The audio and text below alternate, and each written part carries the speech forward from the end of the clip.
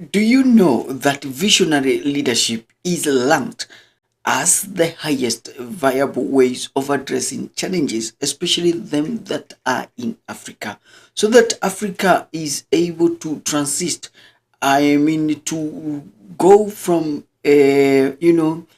low income to high income, from emerging economy to developed economy. One of the clues that ranks very high is visionary leadership. Welcome. This is Marketplace Media, an online platform that engages, equips, and encourages believers to say inawezekana. If this is your first time being here, we encourage you to go to our YouTube channel, Marketplace Media.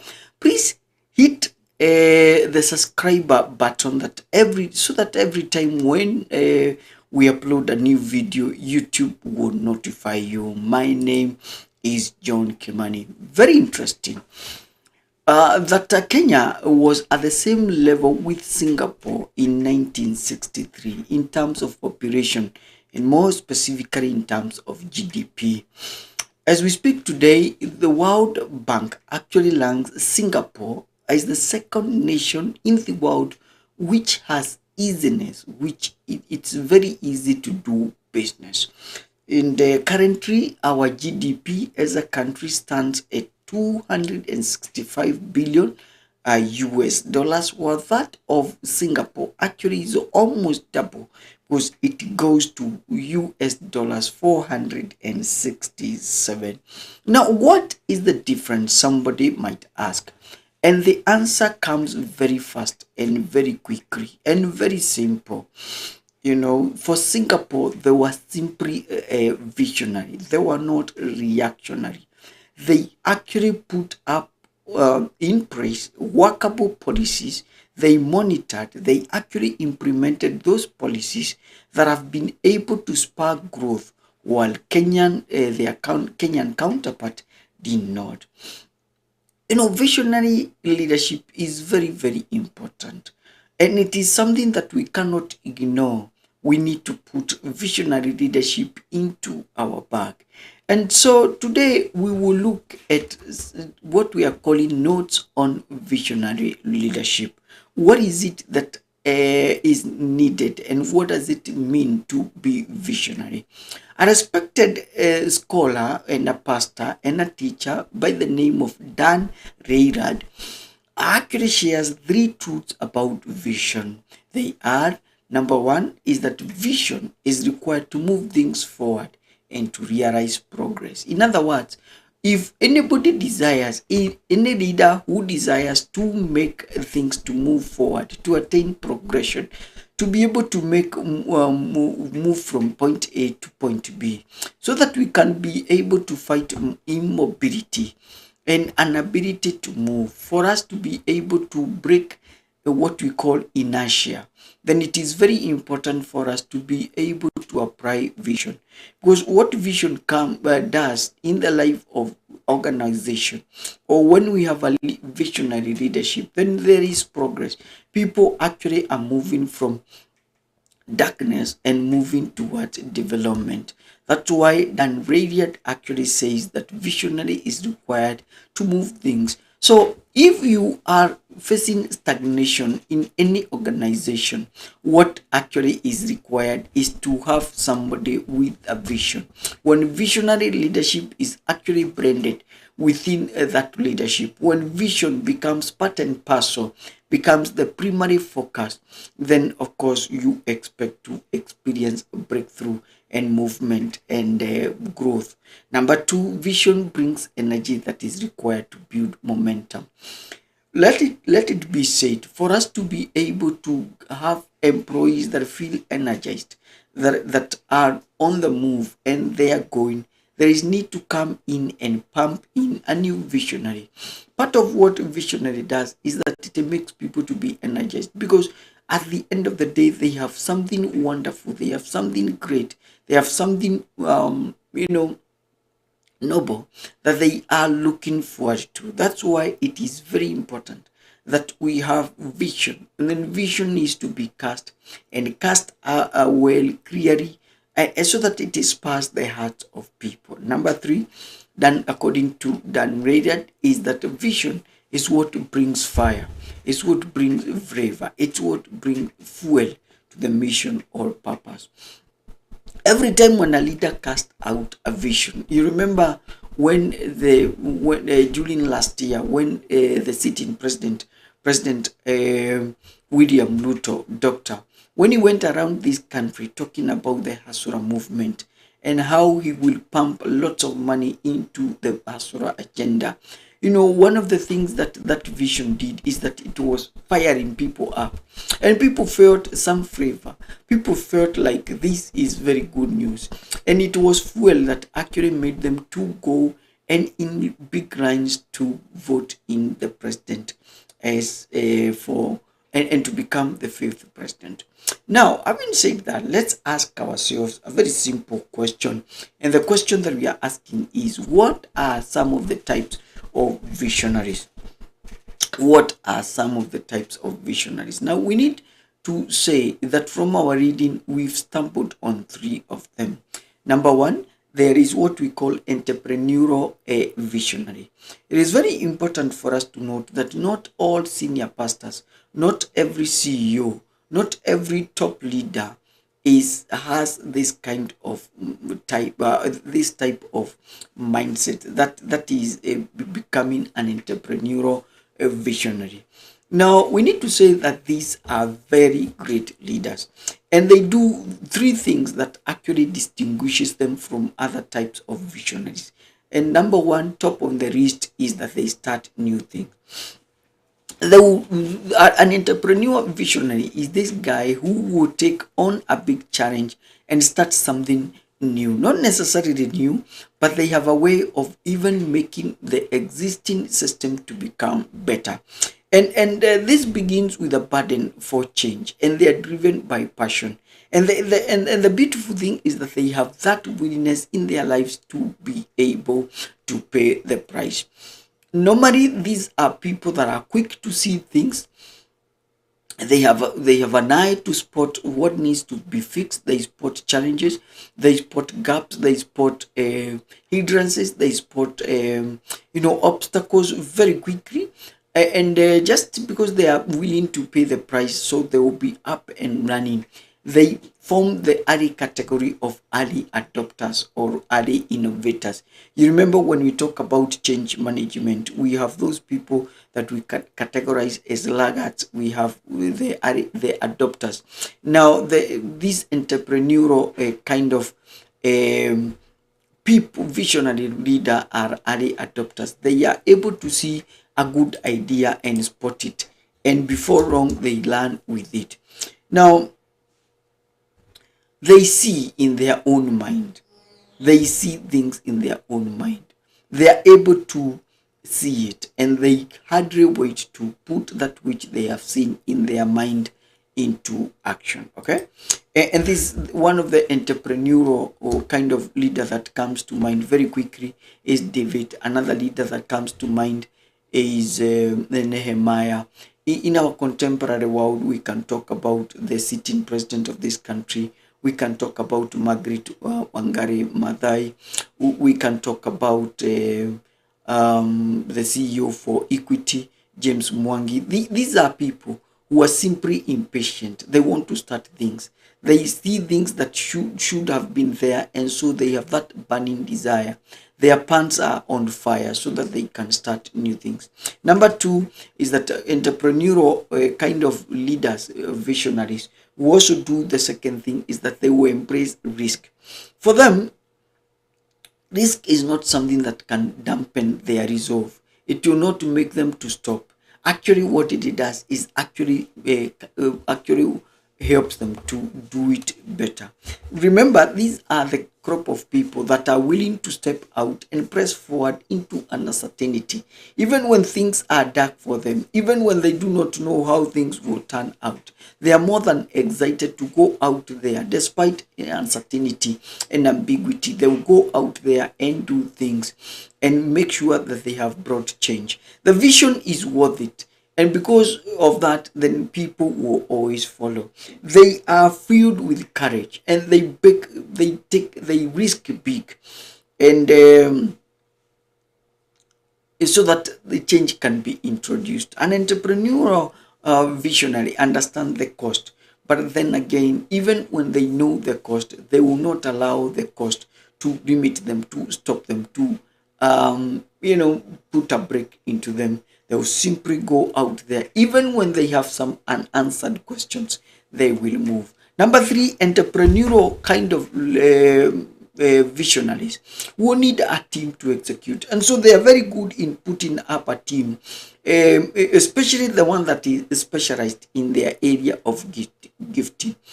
And sometimes in the hurry to accomplish the vision, sometimes they are not really able to get that team that is so specialized in their gifting, and so their outwork, their output is normally not very perfect, and sometimes they can be able to stack.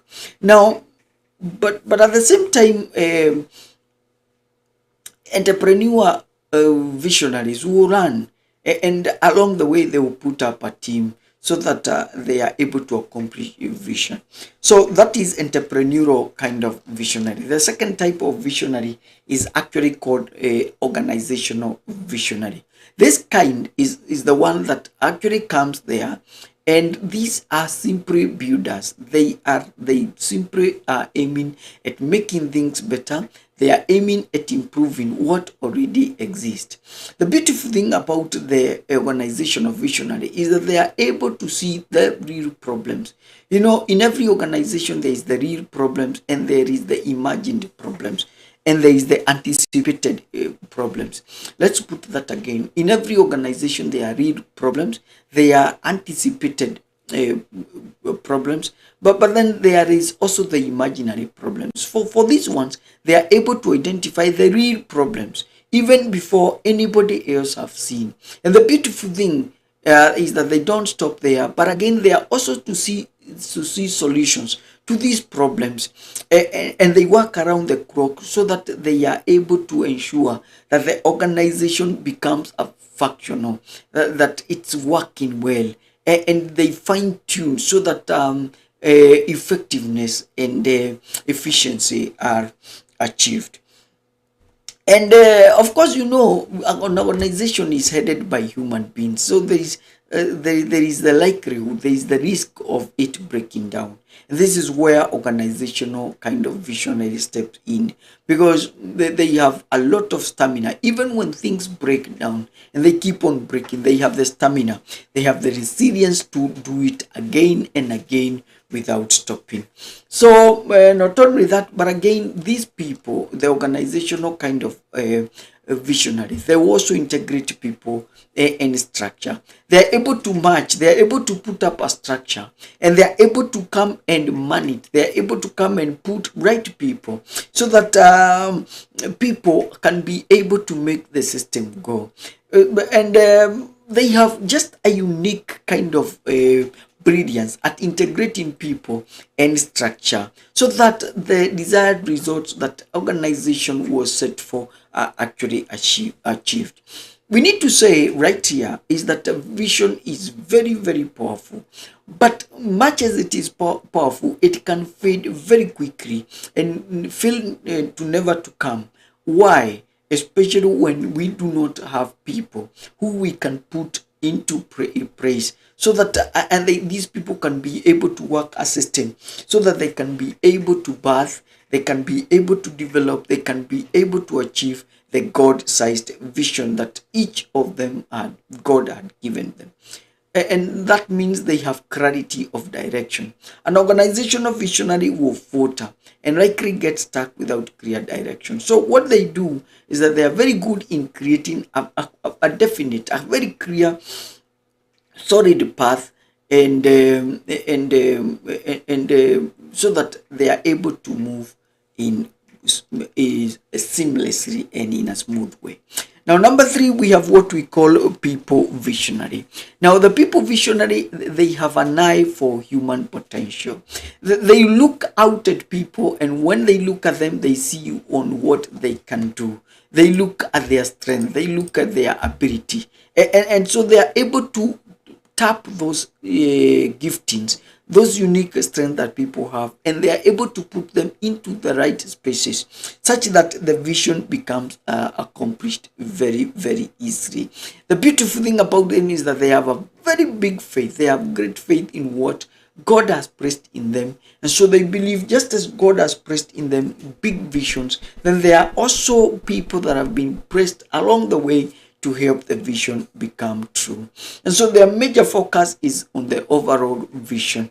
The focus is on what people can do. They look at the end and they pull people and invest in them and help them and encourage them so that they can multiply the outcomes and amplify the impact. Okay, so that is all about the types of visionaries. Now we need to pause right there and ask a very simple question, and the question that we need to ask is, how can you tell whether somebody is a visionary or not? Okay, how can you tell that this guy is a visionary or not? Okay,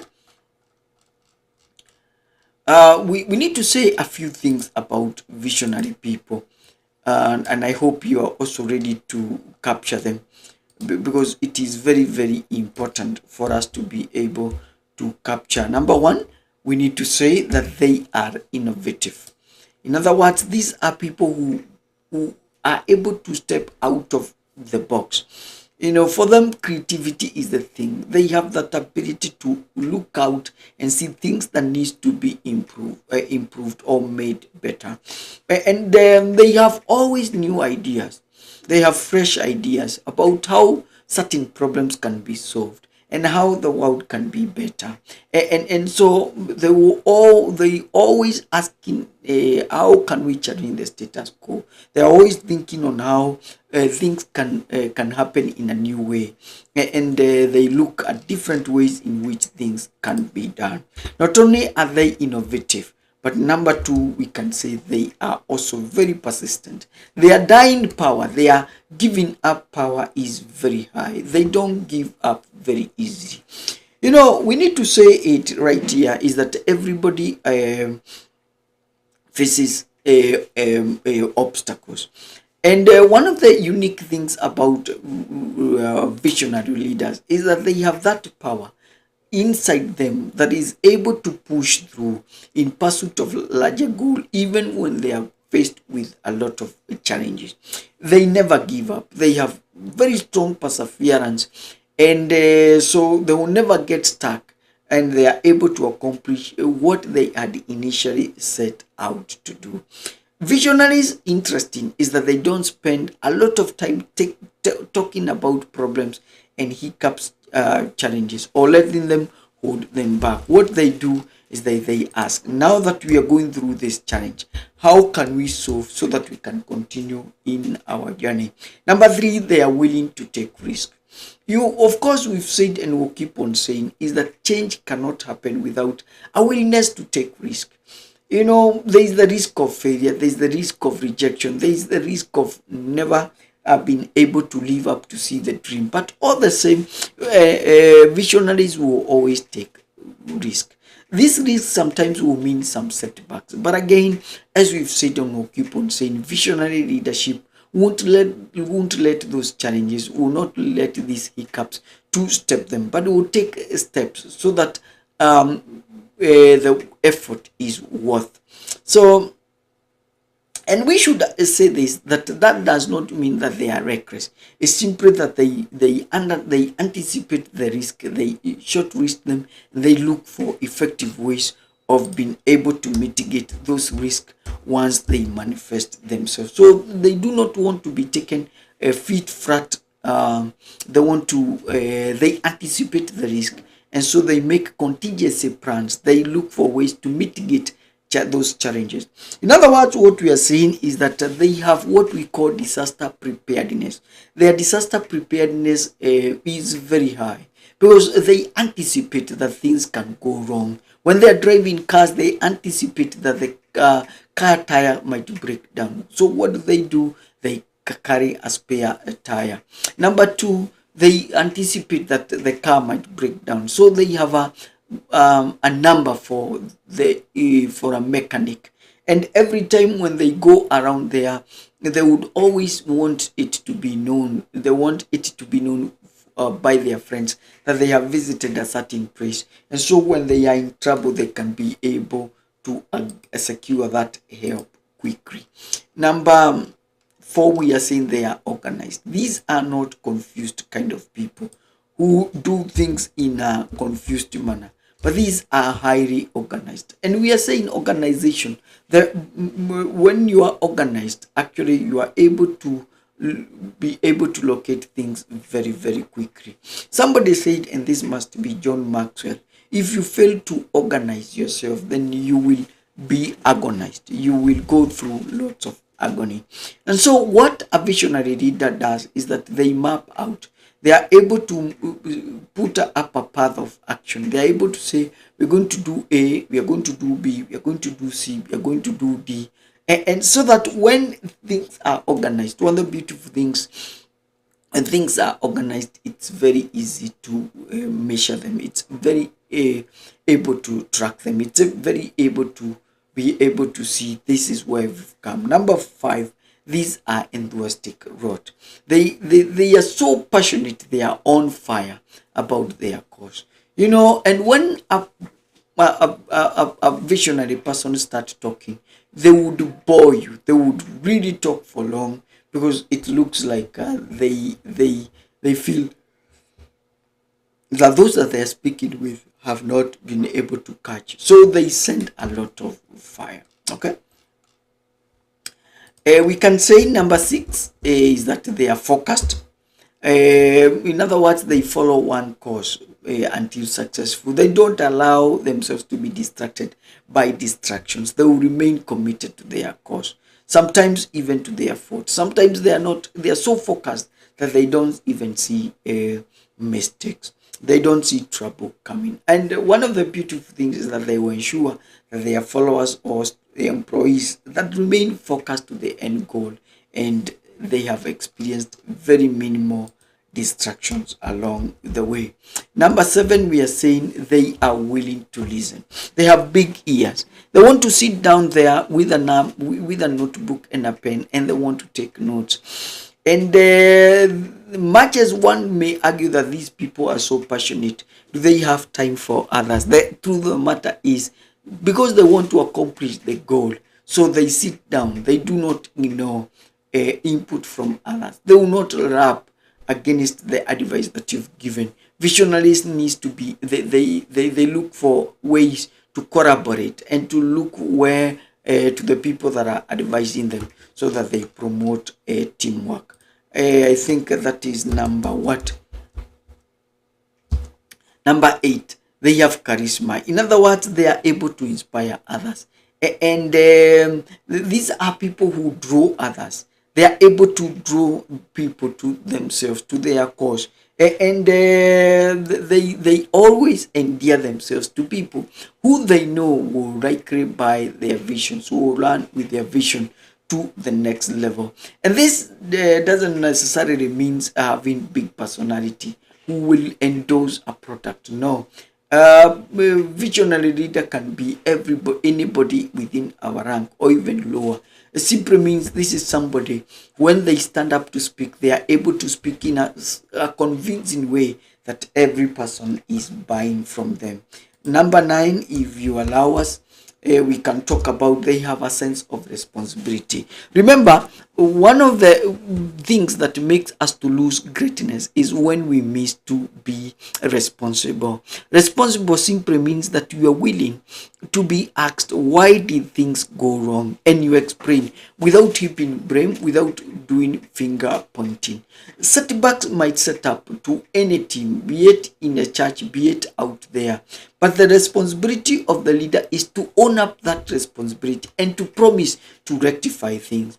When we we live in an institution where leaders are simply finger pointing and they do not want to take responsibility, then we are not talking about visionary leadership. And then I think finally is that number 10 is that visionary leaders are highly optimistic. They are very optimistic. They are not pessimistic. They don't see problems in good things. They don't read the devil. And we're not saying that we should be very positive, but what we are saying is that they believe that their mission is going to become possible. They don't believe in the impossibilities. They always give a trial. They will encourage others to work at them. They are, at one point, they are realistic, but again, at the same time, they are also optimistic, believing that the vision that they have, however big it looks, it will one day become a reality. Now, if somebody would ask you, Paul was visionary. Paul was actually visionary. And somebody might ask, what is it that the vision did to him? And we can list 5 things. Number 1, it stopped him, it sent him, it strengthened him, it stretched him, and it satisfied him. Let's take that again. It stopped him. It simply, Paul was able to stop and look at himself and see he is not capable, and to ask Christ to come into his life. It sent him. He was able to go out there because there is that inner compassion. Go out there and do the things that God is asking you to do. Number 3, it strengthened him. One of the reasons why most people, most Christians, most workers are idle and they are feeling sense of lethargic is because the things that they are doing are not inspiring them. It is not part of their vision statement. It stretched him. Again, that is what happens when we are visionary. Then number 3, 5, it satisfied him. We become obedient. Okay, that is all we can learn today about visionary leadership. If you have any comment or any question, please forward them to our YouTube channel, that is Marketplace Media. You can even go to our Facebook page, that is John Kimani.